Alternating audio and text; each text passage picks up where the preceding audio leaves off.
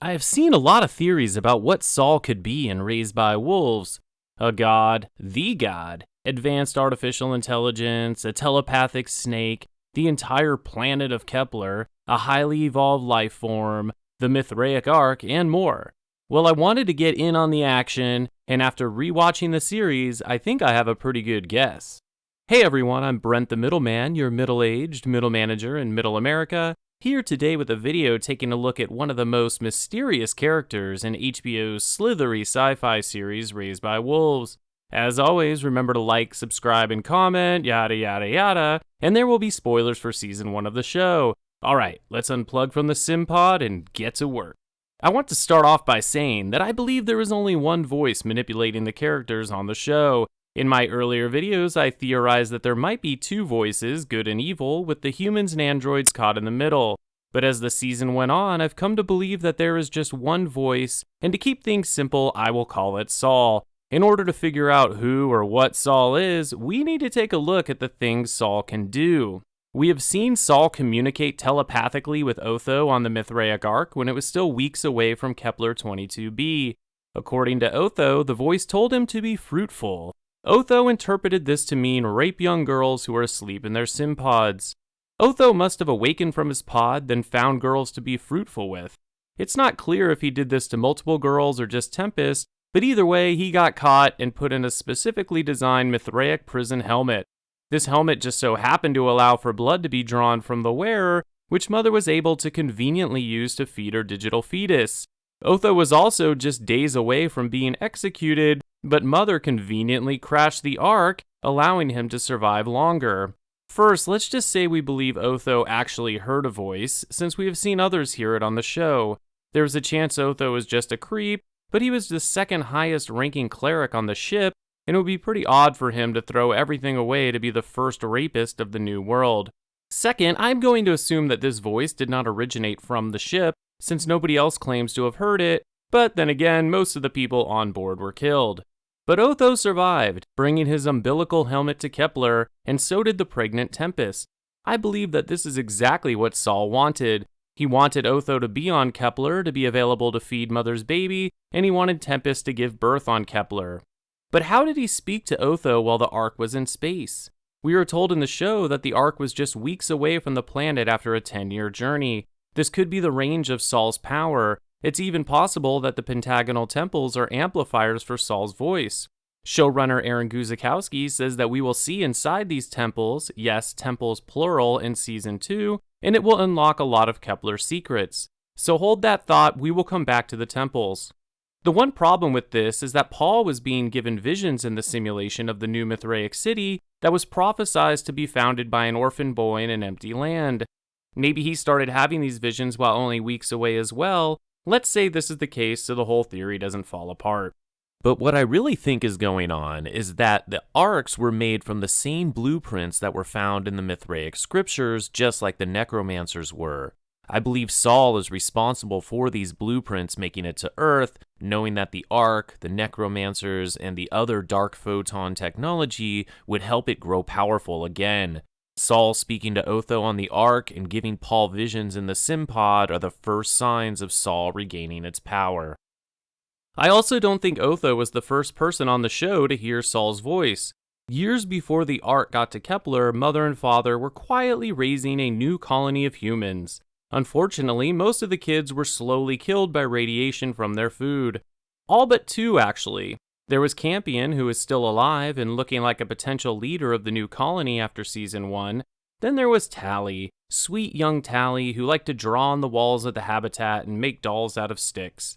One day, for really no reason, Tally walked away from the camp and directly towards one of the many giant holes on Kepler, which could be man-made or snake-made, but that's for another theory video. We don't actually see Tally fall in the hole, we just see Mother find the stick doll she was carrying lying on the edge. It's really odd that we are not shown Tally falling down the hole, and if she fell down by accident, why didn't the stick doll fall with her? I believe Saul had been speaking to Tally. Saul gave her visions which he drew on the walls of the habitat, and that is why the drawings look like the same style as the cave drawings, and then Saul instructed Tally to go to the hole and jump in. Saul needed to be able to take Tally's form in order to manipulate Mother, Father, and Campion, and for some reason falling down a hole allows Saul to take your form.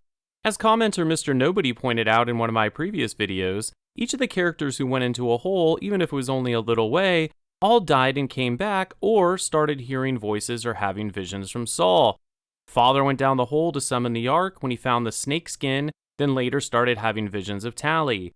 Marcus fell down the hole but was saved by the rope he tied to his waist, and we all know what Saul's voice did to him. Campion climbed down a hole to get the fungus, and he later saw Tally too. Paul and Mouse fell down a hole, and Mother had to fly down to rescue him. Paul started hearing Saul's voice, Mouse came back, and Mother started seeing Tally.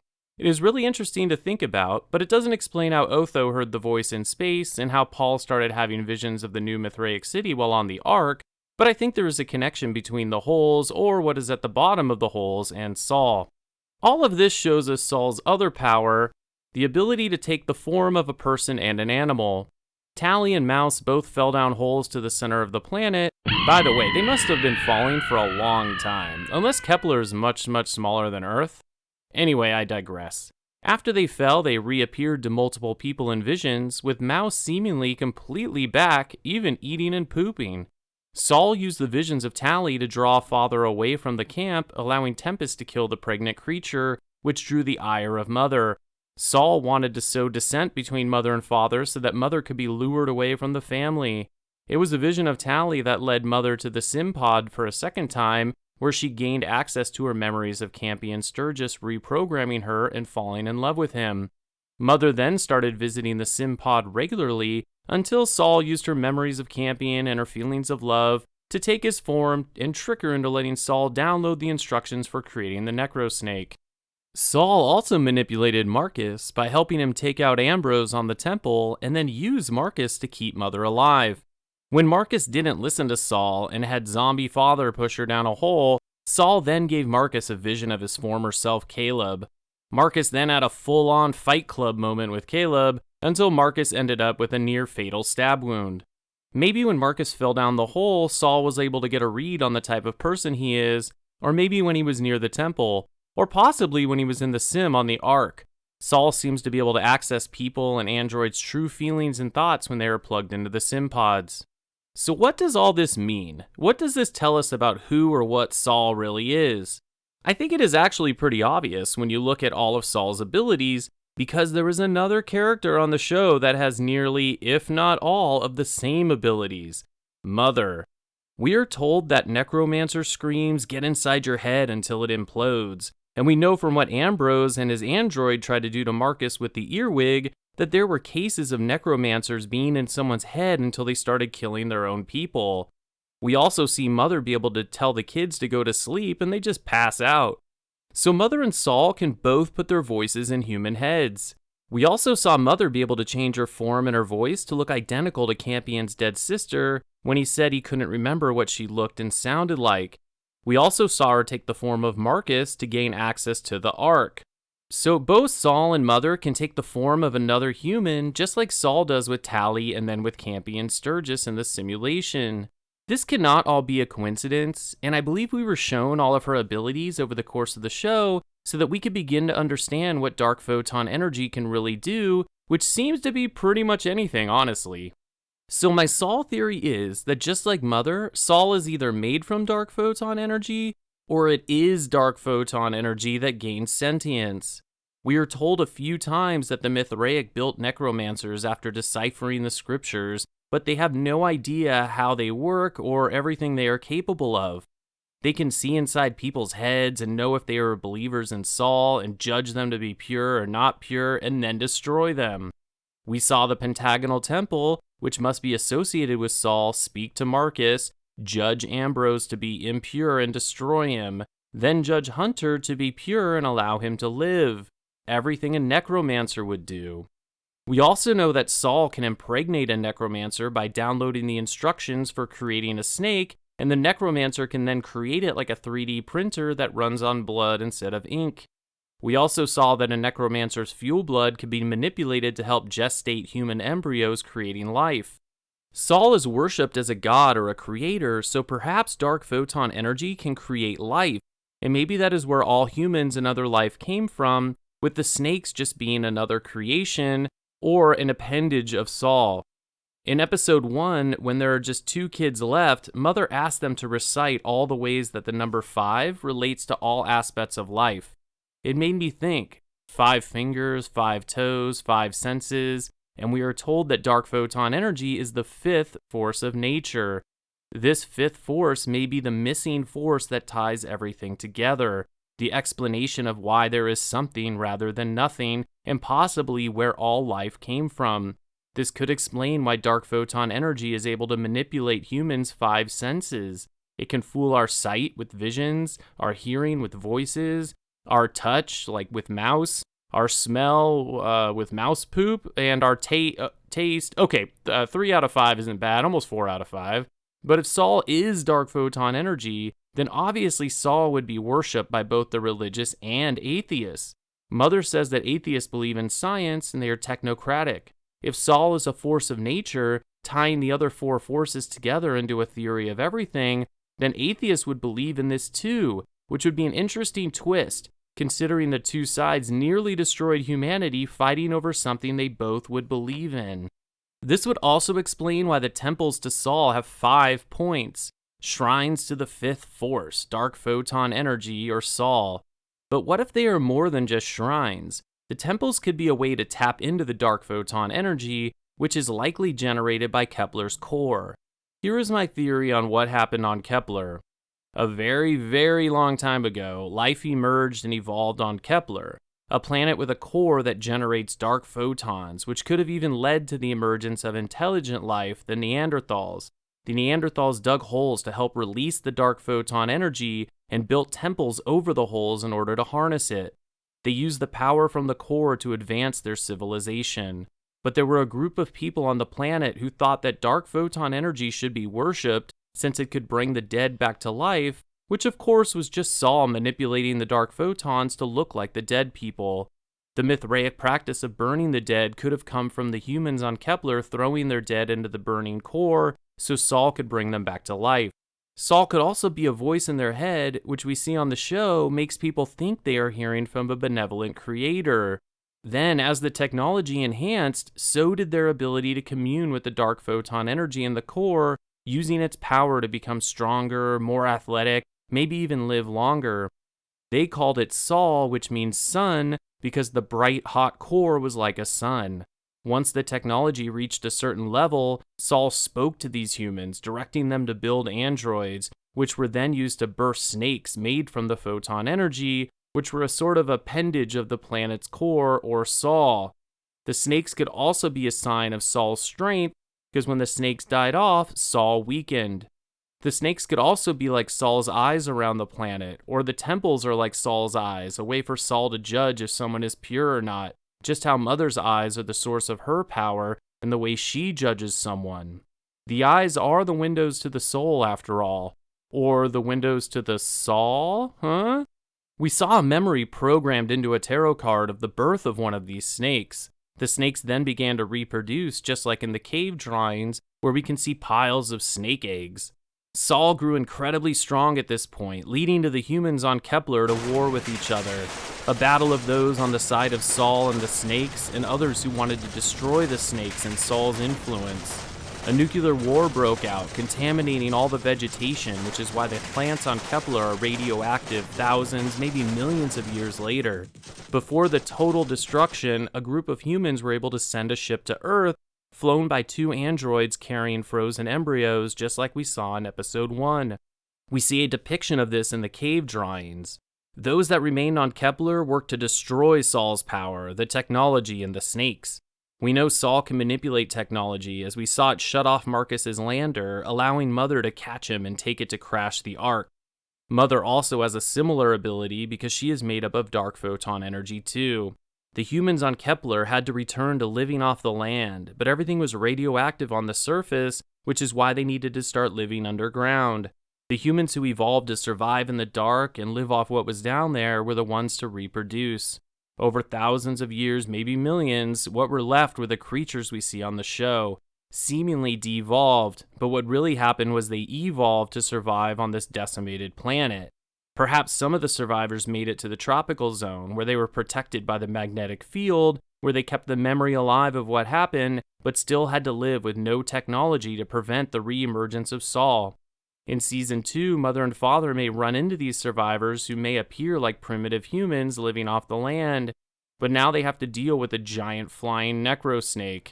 We may see something similar happen on Earth in the show with what remains after the war. I think we will visit Earth as the years pass, seeing humans evolving to survive on a planet wasted by nuclear war, but with necromancers still flying around instead of giant snakes. I believe that the dark photon energy in the planet is enhanced by technology because we do not see Saul start to reawaken until the Ark got nearer to Kepler. When it was weeks away, Otho started to hear the voice and Paul began to get the visions. Paul's visions of the city may be what existed on Kepler long ago. That's why it seems like prophecy, because Saul remembers and passes this vision along, just as Mother can perfectly remember a face and a voice and recreate it. Saul tells Otho to be fruitful because it wants babies born on Kepler that it can control, because the humans on Kepler have devolved to the point where it can't control them anymore. Saul also begins to affect Mother through their dark photon energy connection and the power of the now orbiting Ark. Mother starts to act up before she is even aware the Ark is near. When Mother crashes the Ark, that is when Saul really starts to step up its game. It starts to manifest as Tally, but Tally seems to be evil because she is really Saul, and Saul is not a fan of humans, or could care less about humans and their tiny lifespans. Saul exists on such a grand timescale that humans are like fleas to it.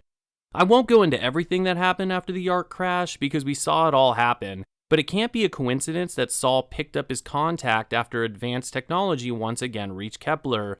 The hooded figures we see are a part of the cult that worships Saul and help birth the snakes and use the dark photon energy to enhance themselves. But they know that this led to the destruction of their people, so they vowed to keep it from ever happening again, keeping a record of everything on the last remaining technology, the tarot cards. The cave drawings were also a low-tech way of remembering as well. But Mother killed one of the hooded figures, and the cards did not make her destroy her baby because her caregiving program was too strong. So Saul is a form once again, but an even more powerful form, because Earth was so technologically advanced by the time it developed its androids that they were able to send a necromancer to Kepler. This time around as well, the snake was able to reach the tropical zone by bypassing the electromagnetic field and flying directly through the dark photon core of the planet. This is why they were not destroyed. Dark photon energy, or Saul, can choose to allow things through or adjust its temperature, just as we saw at the Pentagonal Temple. Saul let Mother and Father and the snake through. Now it is ready to wreak havoc on whatever civilization has been thriving down there. Alright, I know that was a lot of information, but there was a lot of evidence supporting the theory that Saul is the dark photon energy, and now that the humans and their technology are back on Kepler, Saul is growing stronger and ready to re-emerge and expand. Step 1 is the birth of the necrosnake, and step 2 will be laying eggs. Saul will need humans to help it, and he already has Paul and Marcus ready to do its bidding. Saul also has another giant ark coming to the planet, which is even more technology for it to manipulate. I believe that the humans would be doomed except they have Mother, who we may see grow even more powerful if she can learn to harness the dark photon energy in Kepler and combine it with her own power. A battle between two forces of nature, one fighting for human life, the other fighting to enslave it. Camping will also be super important as he learned how to survive in a low-tech way, which will be critical for avoiding Saul's reach. I do believe the story will end with Mother sacrificing herself to stop Saul once and for all, allowing camping and civilization to start again. But I'm probably getting way too ahead of myself. My dream scenario is that Father realizes he's a necromancer, but he's a good one, and he kicks some major butt. I would love to hear your thoughts on what you think Saul is in the comments. Let's keep this discussion going through to next season. Who knows, maybe you have all the answers already and we'll all get to see them play out. Remember to subscribe to the channel and hit the notification bell so you don't miss any of my Raised by Wolves theory videos. Once again, I'm Brent the Middleman. Thank you for watching and I'll see you next time.